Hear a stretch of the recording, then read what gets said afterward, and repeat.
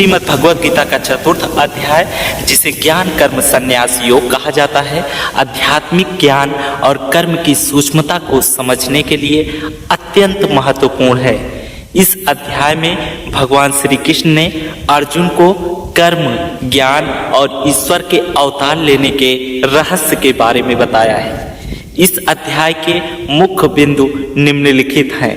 दिव्य ज्ञान की प्राचीनता और गुरु शिष्य परंपरा। श्री कृष्ण बताते हैं कि यह अविनाशी योग उन्होंने सबसे पहले सूर्यदेव यानी विवस्वान को दिया था। समय के साथ यह ज्ञान लुप्त हो गया था, जिसे वे अब पुनः अर्जुन को बता रहे हैं, क्योंकि अर्जुन उनका प्रिय सखा और भक्त है। अवतारवाद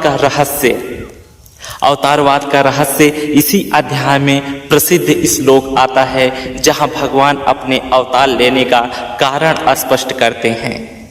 यदा यदा हि धर्मस्य ग्लानिर्भवति भारत अभ्युत्थानम धर्मस्य तदात्मानं सृजाम्यहम् परित्राणाय साधूनां विनाशाय च दृष्टकृताम् धर्म संस्थापनार्थार्थ संभवामि युगे युगे। अर्थात जब जब धर्म की हानि और अधर्म की वृद्धि होती है, तब तब मैं सज्जनों की रक्षा, दुष्टों के विनाश और धर्म की स्थापना के लिए अवतार लेता हूँ। कर्म, अकर्म और विकर्म। कर्म, अकर्म और विकर्म क्या है? भगवान समझाते हैं कि कर्म की गति बहुत गहन है। कर्म शास्त्र सम्मत कार्य करना, अकर्म फल की इच्छा के बिना ईश्वर को समर्पित होकर कार्य करना, विकर्म वर्जित या गलत कार्य करना। जो व्यक्ति कर्म में अकर्म यानी कर्तापन का त्याग देखता है, वही वास्तव में बुद्धिमान है। यज्ञ के विभिन्न स्वरूप श्री कृष्ण बताते हैं कि केवल द्रव्य यानी सामग्री से किया गया यज्ञ ही यज्ञ नहीं है।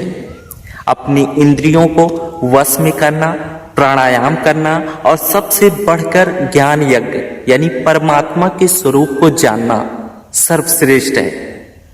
द्रव्यमय यज्ञ की अपेक्षा ज्ञान यज्ञ कहीं अधिक ऊंचा है। दिव्य ज्ञान की महिमा इस अध्याय के अंत में ज्ञान की शक्ति पर बल दिया गया है। श्रद्धावान लभते ज्ञान।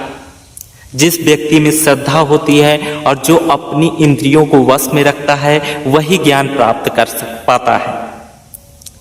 संशयात्मा विनश्यत्यः। संशय यानी शक करने वाले व्यक्ति का पतन हो जाता है।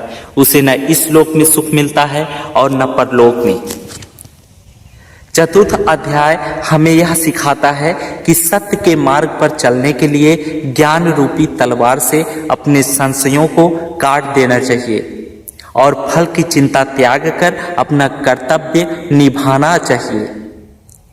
जैसा कि आपने हमेशा जोर दिया है कि जीने का सार सत्य में है, यह अध्याय उसी सत्य को प्राप्त करने का मार्ग दिखाता है।